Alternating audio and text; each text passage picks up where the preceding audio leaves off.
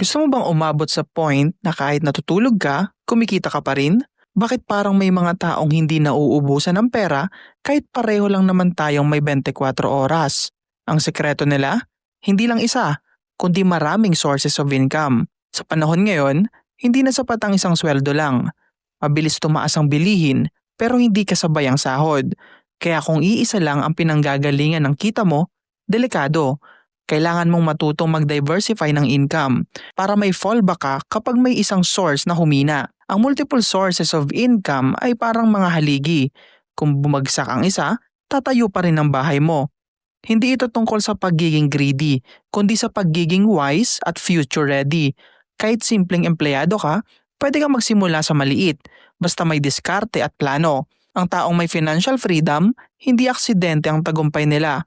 Pinagplanuhan nila yan. Sa video na to, pag-uusapan natin ang mga paraan kung paano ka makapagsisimula ng sarili mong multiple streams of income. Simple lang ang mga step, pero kung gagawin mo consistently, babaguhin ito ang buhay mo. Kaya kung gusto mong umangat at magkaroon ng financial security, panoorin mo to hanggang dulo. I-upgrade ang mindset mo sa pera. Lahat nagsisimula sa isip. Kung iniisip mo pa rin na sapat na ang isang trabaho, doon ka lang talaga iikot. Ang yaman ay hindi lang galing sa trabaho, kundi sa diskarte. Simulan mong baguhin ang pananaw mo sa pera. Huwag kang magtrabaho lang para sa pera. Gumawa ka ng paraan para ang pera ang magtatrabaho para sa'yo. Matuto sa mga libro, podcast, at mentors tungkol sa financial literacy. Kasi kung hindi mo alam paano gumagana ang pera, ikaw ang gagamitin ng pera. Ang mindset mo ang unang puhunan mo, kaya ito ang una mong ayusin. Simulan sa maliit pero sigurado. Hindi mo kailangan agad magtayo ng negosyo. Pwedeng magsimula sa side hustle, online selling, freelancing o kahit small investment. Ang mahalaga, may second source of income kang binubuo. Ang maliit na kita ngayon, pwedeng lumaki kung consistent ka. Walang shortcut, pero may resulta kung may tiyaga. Ang sekreto ng mga mayayaman, hindi sila naghihintay ng perfect timing. Ginagawa nila ang paraan ngayon. Mag-invest sa skills, hindi lang sa trabaho. Kung gusto mong madagdagan ang kita mo, dagdagan mo rin ang halaga mo. Mag-aral ng bagong skill, graphic design, editing, coding, copywriting o kahit baking. Bawat skill ay potential income stream. Kapag marunong ka sa maraming bagay, mas maraming pinto ang magbubukas sa'yo. Ang investment sa sarili ay hindi nalulugi dahil ikaw mismo ang asset. Gumawa ng active at passive income. Ang active income ay yung pinaghihirapan mo, trabaho, freelancing o business. Pero ang passive income, yan ang kita kahit natutulog ka. Pwedeng rental property, digital products, YouTube channel o affiliate marketing. Sa simula, kailangan ng effort. Pero pag na-setup mo na, tuloy-tuloy ang kita. Ang goal mo, habang tumatagal, mas marami kang passive income kaysa active. Mas gumaganda ang desisyon kapag hindi ka nagmamadali. Ang pagmamadali ay madalas nagdudulot ng maling desisyon. Kapag impatient ka, mas emosyonal ang choices mo. Pero kapag marunong ka maghintay, mas malinaw ang isip mo.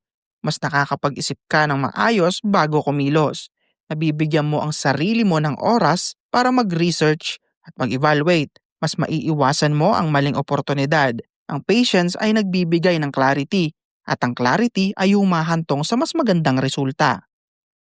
Ang consistency ay mas mahalaga kaysa bilis. Mas mahalaga ang tuloy-tuloy kaysa mabilis pero panandalian.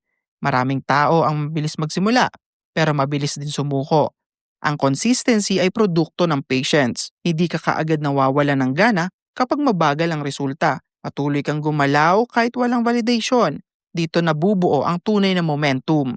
Kapag consistent ka, mas nagiging predictable ang progreso mo. At ang predictable progress ay mas sustainable. Ang paghihintay ay naghahanda sa iyo sa mas malaking responsibility. Hindi lahat ng success ay kayang dalhin ng isang hindi handa. Ang paghihintay ay paraan ng paghahanda. Dito mo natututunan ang emotional control. Dito rin nahahasa ang decision making.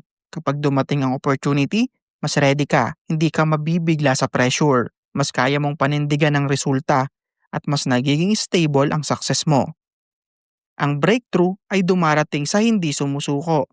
Maraming breakthrough ang dumarating sa huling bahagi ng paghihintay.